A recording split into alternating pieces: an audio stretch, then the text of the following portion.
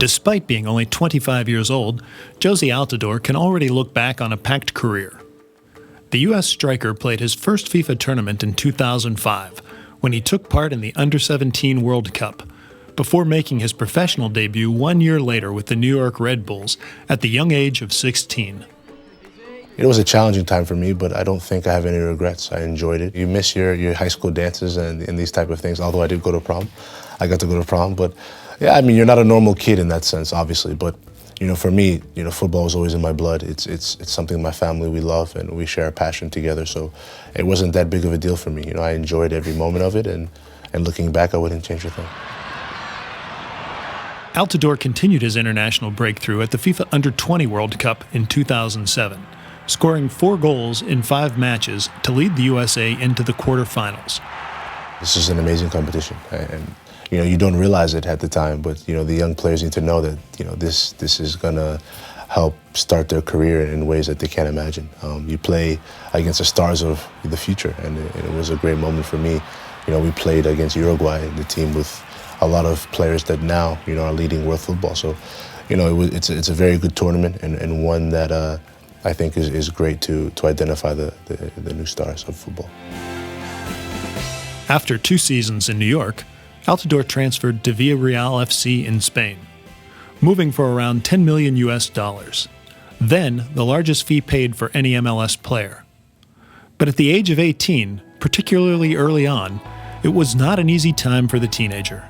To go to Spain, and it was a completely different culture to what I was used to, and a different lifestyle, and that in itself was difficult in the beginning, but I'm very lucky to have a very good family around me, and they came and they supported me so much and helped me get through that time. And I think I grew very strong for it as a person and as a player.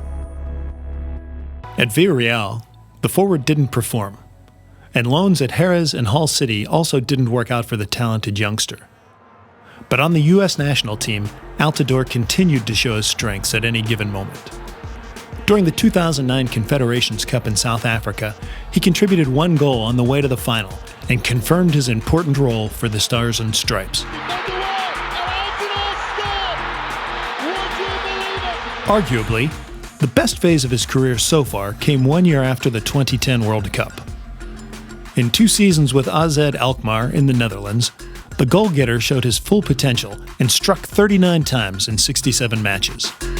I was there with a sporting director that I kind of had an understanding for already, and I was playing with players that like the same type of brand of football that I did, which is key for any player to go into an environment where you're comfortable. So for me, this was a very easy transition from day one.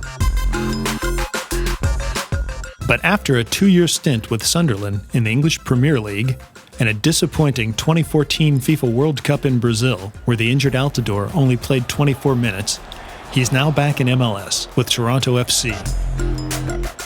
I feel like I'm at a point in my life where I'm ready for this different type of challenge, and I can still take my game to the next level. So that was a big thing for me to go to an environment where I still feel like I'll be challenged, and I think I'll get that in Toronto. So I'm looking forward to it. Altidore is now hoping some good performances in the league can secure his role on the U.S. team. With the 2018 World Cup coming up, the New Jersey native is confident the side can play an important role in Russia. We're constantly getting better. Our football on the pitch is improving all the time. So I think the best is yet to come, and I think it'll be an exciting time for us in Russia. I think it'll be another World Cup where we will have a strong team and hopefully surprise more people. To reach this goal, Altidore and his teammates will need to give everything in the coming months and years to fulfill the dream of a whole nation.